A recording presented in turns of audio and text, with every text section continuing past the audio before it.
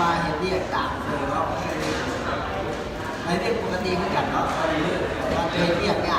เอาจะมีอาหารการกินเนาะคือว่าอาหารเสริมแหล่งชื่อเดียวกับการก่อนกินให้เพื่อความชุ่มชื่นเนาะเดี๋ยวให้สอนจะให้มากินที่เป็นเนาะเนี่ยเพื่อให้สอนกินเนี่ยเนาะมันเป็นจังไหนเนาะตัวนี้ก็คือไอเลนเนาะไอเลนซองสีแดงสำหรับของผู้ชายที่มีห้ามกินเนาะแล้วว่ากินยิ่งกินหนวดจะขึ้นเนาะไอเลนตัวนี้เนาะมันจะช่วยเกี่ยวกับการคือฮอร์โมนผู้ชายเกี่ยวกับการช่วยบำรุงต่อมลูกหมากช่วยการเรียนของเลือดเนาะ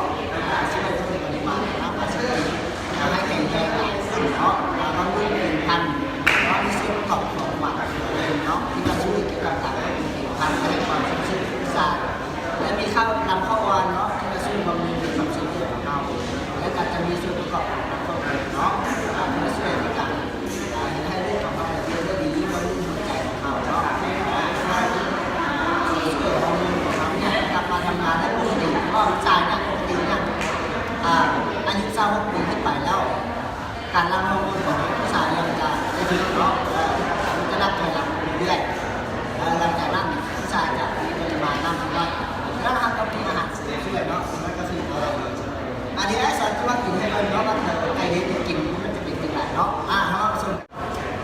กินใส่น้ำประมาณนี้ไอ้สอนให้มันเนาะอันนี้กินเสร็จก่อนว่าวัดเสร็จเนาะใส่ปริมาณน้ำประมาณนี้เนาะเนี่ย1 ซองใช้น้ำปริมาณนี้เนาะฉีดง่ายๆเนาะฉีดง่ายๆ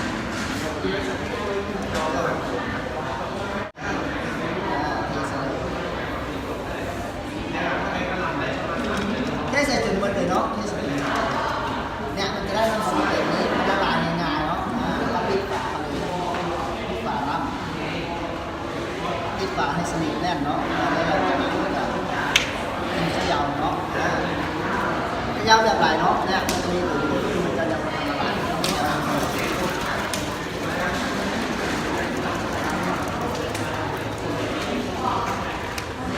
หลังจากเขย่าแล้วให้มันละลายเนาะสลามอากาศมาดื่มเลยเนาะ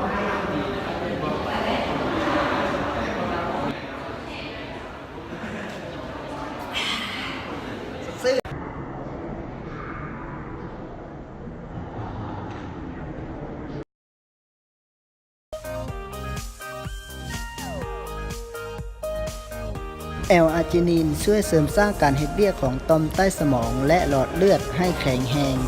ที่1ช่วยเสริมสร้างระบบประสาทกล้ามซีนและหัวใจให้เฮ็ดเวียกเป็นปกติ B2 ช่วยบำรุงผิวพรรณเล็บเส้นผมและสายตา B3 ลดการเจ็บหัวไมเกรนลดความดันโลหิตเพิ่มการไหลเวียนของเลือด B5 สร้างภูมิคุ้มกันป้องกันการอ่อนเพลียของร่างกาย B6 ป้องกันการเกิดนิ่วไขหลังลดความเสี่ยงต่อการเป็นโรคหัวใจช่วยชะลอวัยได้ B9 ช่วยระบบประสาทดีขึ้นลดความเครียดลดสิว B12 ช่วยเพิ่มความจำลดความเครียดเพิ่มพลังงานเอนไซม์ Q10 เป็นสารต้านอนุมูลอิสระสร้างพลังงานในระบบต่างๆในร่างกายวิตามิน C ป้องกันผิวค้ำจากแสงแดดเสริมสร้างระบบคุ้มกันลดคอเลสเตอรอลในเส้นเลือดวิตามิน E ช่วยขยายหลอดลมต้านการแข็งตัวของเลือด